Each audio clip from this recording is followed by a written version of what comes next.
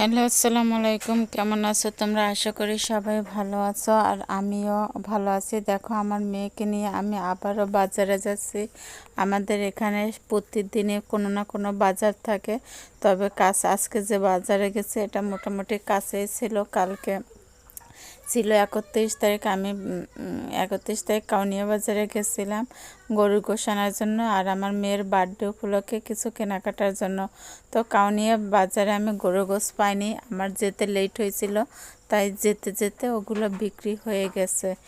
এখন আমি আজকে আবার মেয়ের হাটে যাব, যেহেতু আজকে আমার মেয়ের বার্থডে করব। আজকে আমার মেয়ের বার্থডে ছিল না, আমার মেয়ের বার্থডে 2 নভেম্বর। আমি বার্থডেটা করছি 1 নভেম্বর, কারণ বার্থডের একদিন আগে পিছে করলেই হয়।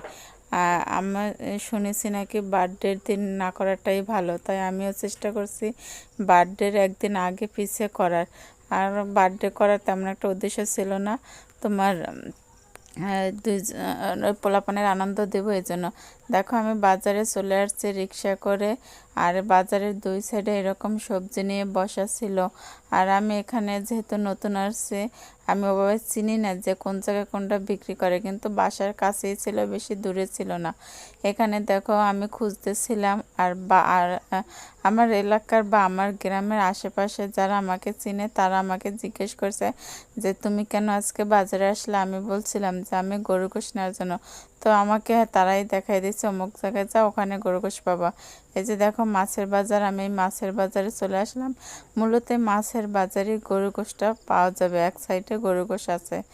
আর তারপরে দেখো, গরু গোশ দেখে আমার তেমন একটা পছন্দ হয় না। তারপর আমি মুরগি কেনার উদ্দেশ্যে গেলাম, গরু না কিনে মুরগি কিনতে চাইছি, কিন্তু আমার যে বাজার ছিল সে বাজারটা মুরগি আসছিল না। আর দেখো, এই যে মুরগি কত সুন্দর সুন্দর, আর দাম কিন্তু অনেক ছিল, 700-800 টাকা মুরগি ছিল এক পিস। আর এখানে হাঁসও ছিল, কবুতরও ছিল। তো আমি এই লোকটার কাছে জিজ্ঞেস করছিলাম যে হলুদ কালারের রাওয়াটা কত হবে। তো সে আমাকে বলছিল যে এটা 550 হবে। তো আমাকে একটা দাম বলতাম, কি ফিক্সড প্রাইস? সে বললো না, ফিক্সড না, আপনি একটা দাম বলে নিতে পারেন। তো আমি তাকে একটা দাম বলছি, কিন্তু আমার দামটা শুনে তারা সবাই অবাক, বললো যে আপনি কাস্টমার, আপনি এটা বলতে পারেন, আপনাদের অধিকার আছে। আপনি যে দামটা বলছেন সে দামে আমি আদারও খাওয়াই না সকালে। আদারের যে কি দাম সেটা কি জানেন? তারপরে এই যে রাওয়াটা, 2টা রাওয়া ছিল, দুইটা, একটা আমার বড়টা আমাকে ধরাই দেখাইলো, ছোটটা আমাকে দেখাইলো, দুইটাই 1 কেজি উপরে ওজন ছিল। তো ওনার সাথে দামে মিললো না, আমি ওখান থেকে চলে আবার বের হয়ে গেলাম।